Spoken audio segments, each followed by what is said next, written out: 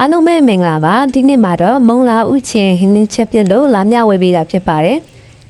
အရင်ဆုံးမုံလာဥတွေကိုအခုနာပြီးတော့ရေဆေးလိုက်ပါမယ်မုံလာဥမှန်ပါတဲ့အရွက်တွေကိုလည်းရေဆေးပြီးတော့တက်ဆင်ထားလိုက်ပါမယ်မိပြီဆိုမှမုံလာဥကိုကြွေးကြိုက်တဲ့အနေထားလေးလီးဖြတ်လိုက်ပါမယ်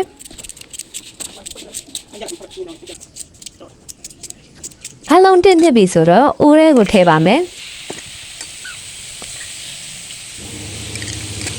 စီအနှဲငယ်ထဲပါမယ်ကြက်တွန်တူထောင်ထားလေးထဲမယ်ခရမ်းညင်လေးရဲ့ကြက်တွန်လေးစိတ်ထားလေးရဲ့ထဲပါမယ်ပြီးတော့စနစ်မုံထဲပါမယ်ကြက်တာမုံထဲပါမယ်စိမ့်သားငပိလေးအနှဲငယ်ထဲပါမယ်ခြားလေးနဲ့ထည့်ပေးပါမယ်ရင်းလေးဆက်ဆက်ထည့်ပြီးတော့အရင်ဆုံးလုံးမွေလိုက်ပါမယ်အားလုံးရတော့ပြီဆိုရင်တော့စိန်ထားတဲ့မက်လင်ကြောက်လေးကိုအချက်အနေနဲ့တုံးထားပါတယ်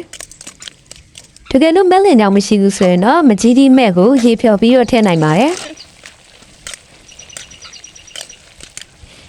ခုလိုလေးဟိုဘက်တစ်ဘက်လန်ပြီးတော့နွမ်းနေအောင်လုံးပေးလိုက်မှဖြစ်ပါတယ်ပြီးပြီဆိုတာနဲ့ရေထည့်လိုက်ပါမယ်ဒီနေ့ငါးချက်တာမို့လို့ငါးဟင်းရင်လေးကိုလည်းအနှဲငယ်ထည့်လိုက်ပါမယ်ပစွန်ကြောက်လေးတွေထည့်ရင်လည်းအရသာပိုရှိစေပါတယ်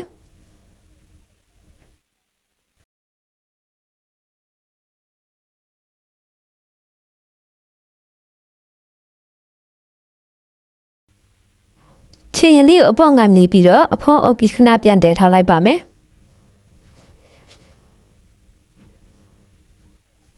ဒါဆိုရင်တော့ချင်ရင်နဲ့နည်းမွေးလာပါပြီ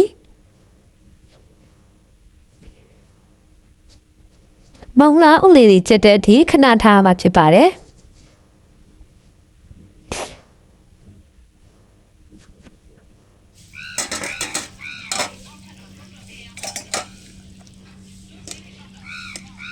ရေလေးနဲ့ကျသွားပြီးမုံလာဥလေးလည်းနှပ်ပြီးဆိုတော့မှ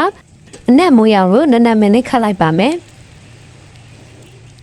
ဒါဆိုရင်တော့မုံလာဥချင်းဟင်းတစ်ခွက်ရရှိပြီဖြစ်ပါတယ်အားလုံးပဲဒီနေ့နေ့တိုင်းချက်စားကြည့်ကြဖို့အကြံပေးချင်ပါတယ်ရှင်ဗီဒီယိုလေးကိုဆုံးဖြတ်ကြည့်ပြီးအတွက်ကျေးဇူးတင်ပါတယ်